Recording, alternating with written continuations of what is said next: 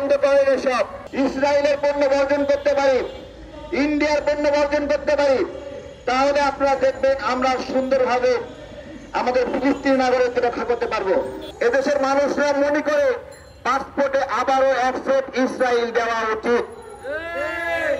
Accept Israel যে শেখ হাসিনা তুলে দিয়েছিল, এইটা ইউনূস স্যারকে আবার এটা বসাতে হবে। নাগরিকদের গোপনীয়তা নষ্টকারী ইসরায়েলের নজরদারি ডিভাইস বাংলাদেশে আর ব্যবহার করতে আমরা দেব না।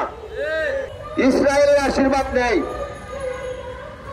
আমেরিকার আশীর্বাদ নেই, নিয়ে সমঝোতা করে বেকার চেয়ে সেখানে ইসরায়েল আমেরিকাকে ব্যবসা করার সুযোগ দেয়।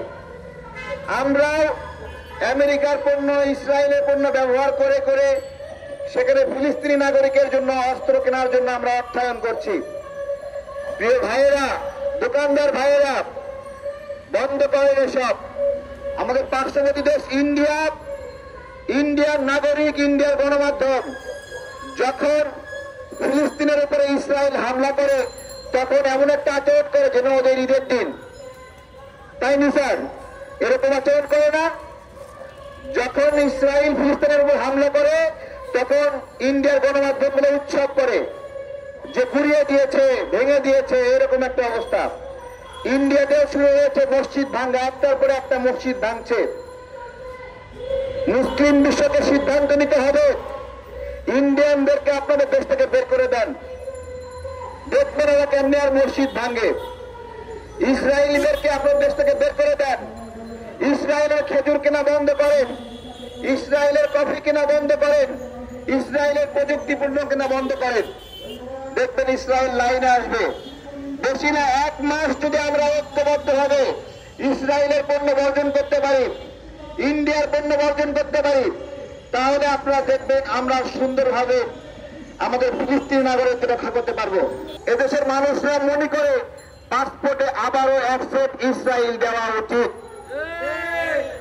আমরা চাইব আপনি এটা দিয়ে ফিলিস্তিনের ইসরায়েলের প্রতি যে রাষ্ট্রীয় একটা নিন্দা জ্ঞাপন করা, ব্যবস্থা নেওয়া, তার একটা দৃষ্টান্ত স্থাপন করবেন। আগামীকালকে 11:30-এ পাসপোর্ট অফিসের সামনে এই ধরনের একটা দাবি নিয়ে প্রোগ্রাম রয়েছে।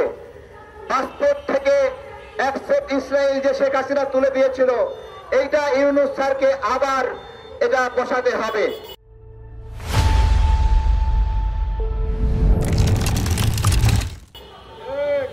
প্রিয় ভাইয়েরা, একদিকে যুদ্ধ বন্ধের ঘোষণা দেয়, যুদ্ধবিরতির ঘোষণা দেয়, ঘোষণা দিয়ে ইসরায়েলের সৈন্য বন্দী নাগরিকদেরকে বের করে নিয়ে যায়।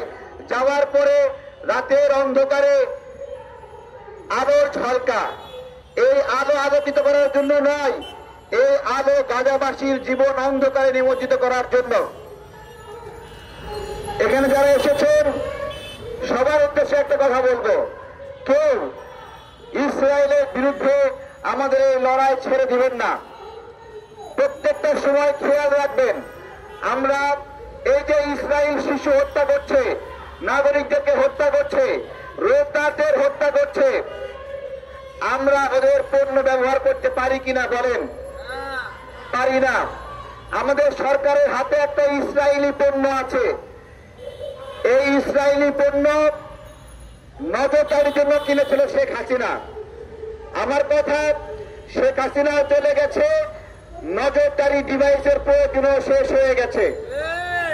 এই নজরদারি ডিভাইস ধ্বংস করতে হবে। নাগরিকদের গোপনীয়তা নষ্টকারী ইসরায়েলের নজরদারি ডিভাইস বাংলাদেশে আর ব্যবহার করতে আমরা দেব না। প্রিয় ভাইয়েরা, আমাদের বাংলাদেশ থেকে মাঝে মাঝে ত্রাণ যায়। আমাদের একটা দাবি রয়েছে, এইটা রাষ্ট্রীয়ভাবে বাংলাদেশের পতাকা লাগিয়ে সরকার জন্য নিয়মিতভাবে ফিলিস্তিনে ত্রাণ দেওয়া ব্যবস্থাপনা করে, এটা দরকার রয়েছে। আর ইউক্রেন যুদ্ধকে নিয়ে বলবো, রাশিয়ার পুতিন আর আমেরিকার ট্রাম্প দুজন মিলে এখন বন্ধু হয়ে যাচ্ছে। ইউক্রেন সমস্যার সমাধান করবে। উদ্দেশ্য ইউক্রেন সমস্যার সমাধান নয়, উদ্দেশ্য মুসলিম নিধন। দেখেন, ওদিকে ইউক্রেন সমস্যার সমাধান করার কথা বলছে, ফিলিস্তিনের উপরে নিপীড়ন বেড়ে গেছে। আমি মধ্যপ্রাচ্যের রাষ্ট্রদূতদের বলবো, আপনারা যা শুরু করেছেন, সারা বিশ্বের মুসলিমরা কিন্তু আপনাদের ঘৃণা করা শুরু করেছে। আপনাদের এই রূপ দেখতে আমরা চাই না।